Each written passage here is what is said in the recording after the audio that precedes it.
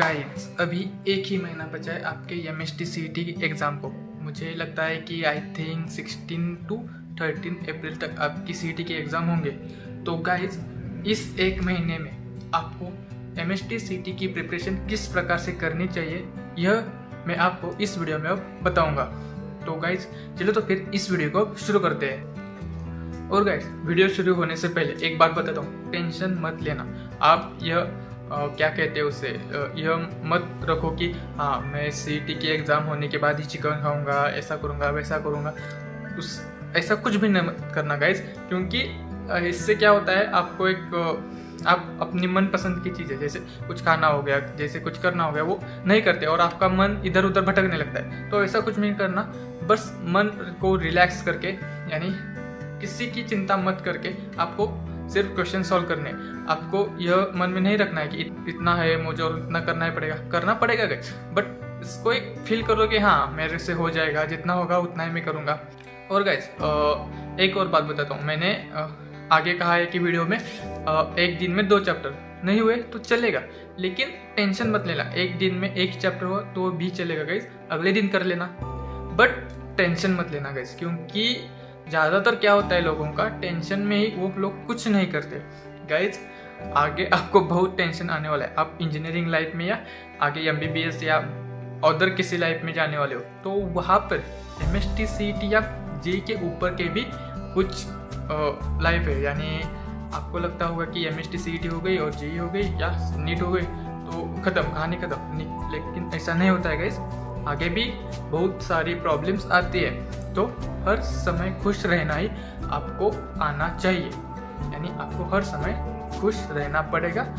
और guys question है, exam है, एग्ज़ाम का एंजॉय लूटो गाइज। एग्ज़ाम कोई डरने की बात नहीं होती, उससे सिर्फ एंजॉय करना आना चाहिए आप। और गाइज एक बात मत भूलो कि MST CET आपकी आखिरी एग्ज़ाम नहीं है, बहुत सारे एग्ज़ाम लाइफ में आने वाली है, तो इसकी चिंता मत करो।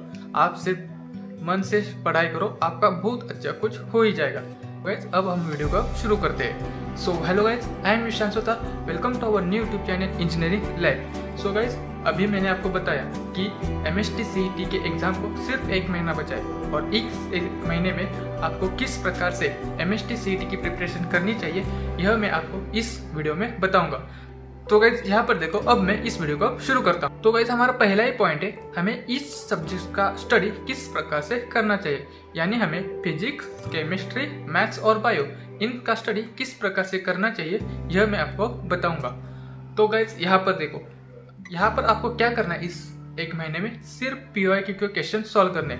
लास्ट 7 या 5 या 7 ईयर के क्वेश्चन लो PYQ के और उन्हीं को सॉल्व कर लो, क्योंकि guys most of the problem PYQ जो प्रॉब्लम होती है वो रिपीट करते हैं। और इसका फायदा आपको क्या होगा, कुछ क्वेश्चन के आंसर आपको याद ही रह जाएंगे। यानी इस क्वेश्चन का आंसर यह है तो आपको मेमोरी में फिट हो जाएगा। कुछ क्वेश्चन के आंसर ऐसा हो सकते हैं कि आपको याद हो जाए और आप इससे आपकी प्रैक्टिस भी होगी।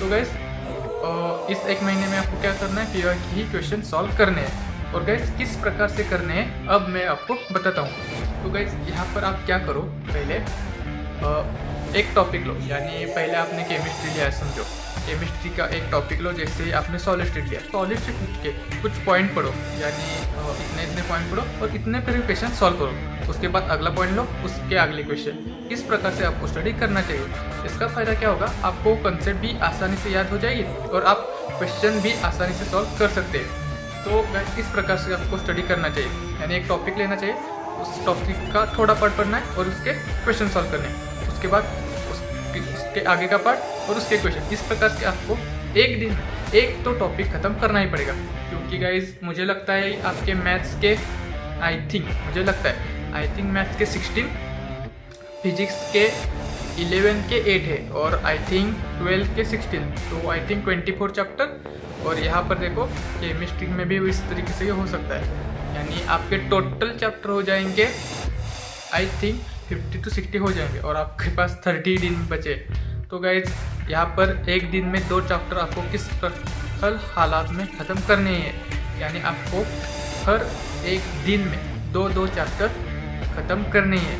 किस प्रकार से करना है, एक टॉपिक लेना है, उस टॉपिक का थोड़ा पार्ट पढ़ना है, उसके क्वेश्चन सॉल्व करने हैं, उसके बाद अगला टॉपिक उसके क्वेश्चन, इस प्रकार से आपको करना है। और मोस्ट प्रोबेबली गाइज आप PYQ ही क्वेश्चन सॉल्व कर लो, क्योंकि ज़्यादातर MST-CET जो होती है, यानी MST-CET की एग्ज़ाम में क्या होता है, जो PYQ क्वेश्चन है वही पूछते हैं most probably guys. I think 70-80% तो PYQ होता है, और उस अगला 30% तो कुछ नए क्वेश्चन, लेकिन कुछ नए क्वेश्चन अलग नहीं होते, PYQ ही होते, बस उसमें वैल्यू वगैरह चेंज किया होता है।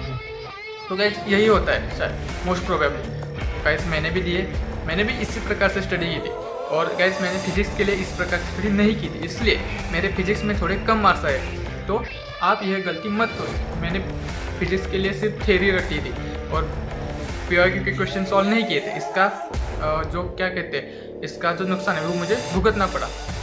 यहाँ पर मुझे फिजिक्स में 94 परसेंटाइल आए, और बाकी के मैथ्स और केमिस्ट्री में 98, केमिस्ट्री में 99 है, और मैथ्स में 98 है। तो यह हो सकता है कि आपको एक सब्जेक्ट के परसेंटाइल कम आए, तो ऐसा ना हो, इसलिए आपको इस सब्जेक्ट की PYQ सॉल्व करनी है। तो गाइज यह था कि आपको किस प्रकार से PYQ के क्वेश्चन सॉल्व करने हैं। मैं सिर्फ ब्रीफ में बताता हूँ कि आपको एक टॉपिक लेना है, उसके थोड़ा पार्ट और उसके बाद उसके क्वेश्चन, इस तरीके से आपको हर एक दिन में 2 चैप्टर तो खत्म करनी है। अब गाइज मैं बताता हूँ कि क्वेश्चन किस प्रकार से सॉल्व करना चाहिए। तो गाइज यहाँ पर देखो, आपको क्वेश्चन पूरा बहुत ध्यान देकर पढ़ना चाहिए, यानी इस क्वेश्चन में क्या पूछ रहा है यह आपको समझ में आना चाहिए। यानी यहाँ पर देखो कि आप क्वेश्चन के पार्ट करो, यानी थोड़ा इतना लंबा बड़ा क्वेश्चन होगा तो उसके इतने पार्ट पढ़ो, यानी एक लाइन तक ही पढ़ो। हाँ, इस क्वेश्चन में यह है पहले, उसके बाद यह है, उसके बाद यह है। इस प्रकार से आप क्वेश्चन पढ़ोगे तो एक आपको आइडिया आ जाएगा कि हाँ, इस क्वेश्चन में यह पूछा है और हमको यह निकालना है। तो इस प्रकार से आपको क्वेश्चन सॉल्व करना है। और गाइस इस प्रकार से क्वेश्चन आप अभी से ही शुरू कर दो।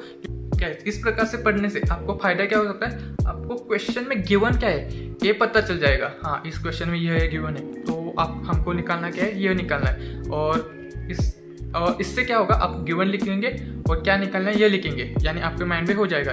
और उसके बाद क्या होगा, हाँ यह दिया है और यह निकालना है, तो इसके लिए कौन सा फॉर्मूला लगेगा, हाँ यह क्लिक हो जाएगा आपको।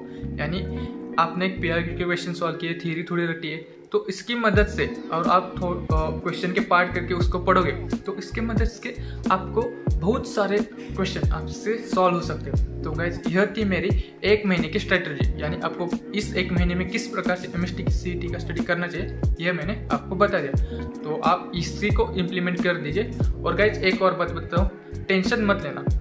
तो गाइज आज का वीडियो आपको कैसा लगा यह कमेंट बॉक्स में ज़रूर बताना। और गाइज कुछ डाउट होगा तो नीचे कमेंट बॉक्स है तो उसमें डाल ही देना। और गाइज वीडियो पसंद आए तो वीडियो को एक लाइक कर देना, और आप चैनल पर नहीं होंगे तो चैनल पर सब्सक्राइब भी कर देना। तो thank you so much for watching guys, bye.